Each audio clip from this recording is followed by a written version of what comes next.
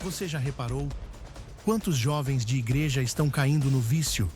Quantas pessoas sentam nos bancos dos cultos sorrindo, mas por dentro estão se sentindo vazias, impuras, sujas? Mateus 24:12.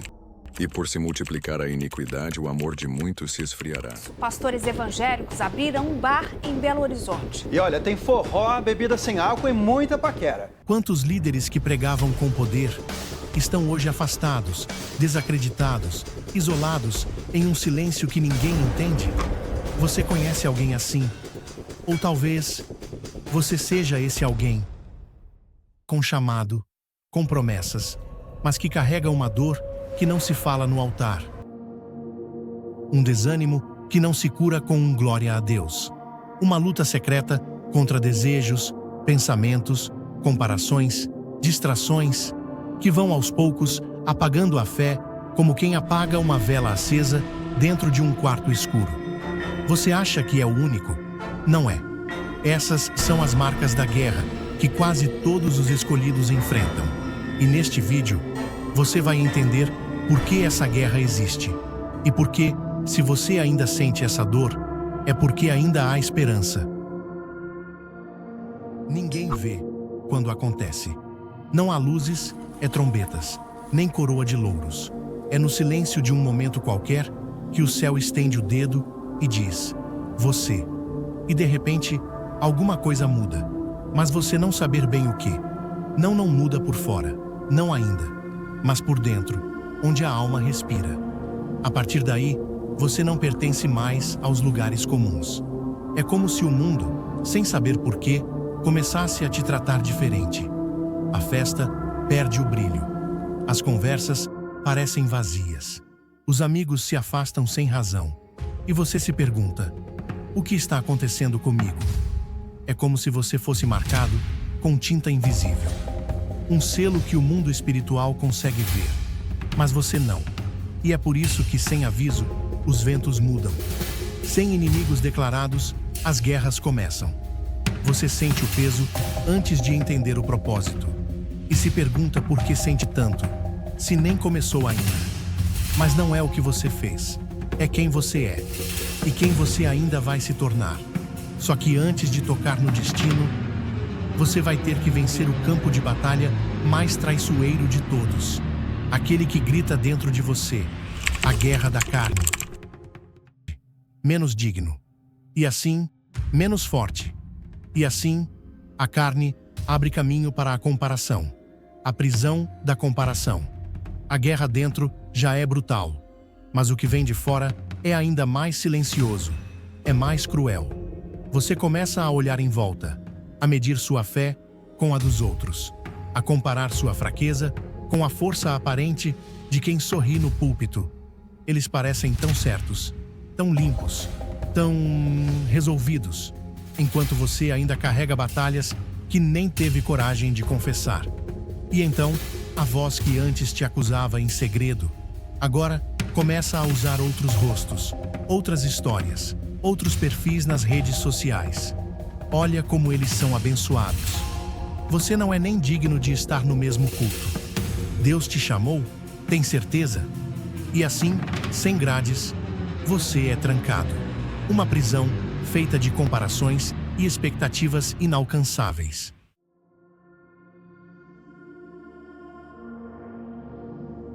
Você começa a correr atrás de um padrão que nunca foi o seu, de um tempo que não é o seu, de um propósito que talvez nem seja seu. Mas o pior não é se sentir pequeno. O pior é quando você começa a duvidar que exista algo grande reservado para você. Você não desiste da fé, mas enfraquece a visão.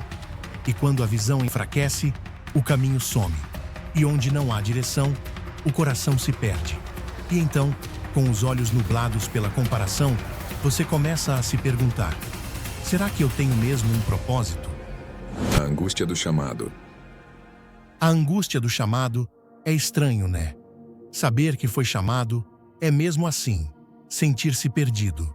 Você carrega algo no peito que não sabe muito bem o que é. Uma certeza sem provas, um fogo que arde, mas não tem para onde queimar. Todos dizem: Deus tem um plano para você. Mas ninguém te diz onde começa o mapa. Ninguém te mostra o caminho quando o céu está em silêncio. E o silêncio? O silêncio. Ele não grita, mas pesa. Você ora e jejua, chora, e parece que nada se move. As portas parecem continuar fechadas, mas Deus está te observando. Mesmo que as respostas não venham, a promessa é real. Números 23 e 19. Deus não é homem para que minta, nem filho do homem para que se arrependa. Porventura diria ele, e não o faria? Ou falaria, e não o confirmaria? Mas o tempo é invisível. E no meio do invisível, a ansiedade se disfarça de fé.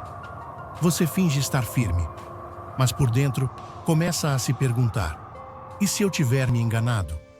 E se esse chamado for só coisa da minha cabeça? E se eu nunca chegar lá?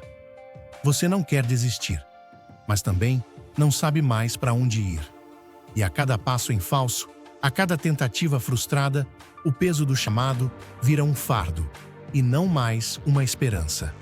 É como ouvir uma voz distante que te chama para um lugar que você não consegue alcançar. Você mais precisa de direção que a solidão entra pela porta como uma sombra que não grita, mas abraça. Você pode estar cercado de gente e ainda assim se sentir como se estivesse gritando dentro de um poço. A solidão dos escolhidos não é sobre falta de companhia, é sobre carregar algo que ninguém entende. Você tenta explicar, mas as palavras falham. Tenta se encaixar, mas algo sempre te isola. Você está lá, mas ao mesmo tempo parece que nunca pertence de verdade. As conversas não te preenchem, os lugares não te abraçam, as pessoas não te alcançam. E o pior é que quando você finalmente aceita que está só, você começa a acreditar que está errado por isso, como se solidão fosse sinal de fracasso espiritual. Mas na verdade, ela é só parte do caminho. O deserto não é a ausência de Deus, é o lugar onde Ele cala para ver se você ainda o segue sem garantias. Só que no silêncio do deserto, outras vozes ganham espaço. E elas não vêm de fora. Elas sussurram por dentro. Vozes que começam mansas, suaves, mas vão se tornando presenças que te cercam, te distraem, te drenam. Vozes que sabem seu ponto fraco, que sabem onde você sangra em segredo. Tenta sobreviver à solidão. As trevas te observam, caladas, pacientes, esperando o momento certo para atacar. O ataque invisível. Eles não vêm com olhos vermelhos ou garras afiadas. Não arranham paredes. Não batem a porta. Eles esperam, observam. Porque o ataque mais eficaz é aquele que chega disfarçado de rotina. Primeiro vem o cansaço. Depois, a distração. Você ainda ora, mas já sem alma. Você lê a palavra, mas ela não te atravessa mais. As mensagens parecem repetidas. Os cultos, previsíveis. A fé, mecânica. E então, as trevas sussurram. Você está apenas cansado. Tira um tempo de Deus. Você já fez tanto, merece descansar. Mas descanso longe da fonte é só uma forma elegante de morrer devagar. O inimigo não quer te destruir de uma vez. Ele quer te dessensibilizar. Quer te acostumar com a ausência da presença. Te acostumar com o barulho, até você não notar mais o silêncio de Deus. E enquanto isso, pequenas concessões se tornam grandes concessões. O que antes te fazia chorar, agora nem incomoda mais. A sensibilidade vai embora, e com ela, a vigilância.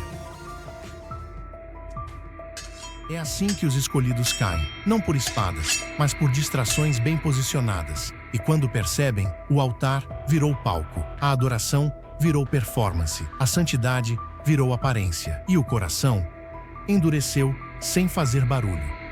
Mas esse endurecimento tem um nome, uma forma, um veneno que mata sem pressa. A rebelião silenciosa.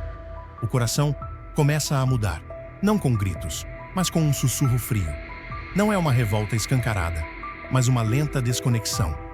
Deus, antes tudo, agora parece uma lembrança distante. A voz que era farol, agora é apenas um eco abafado.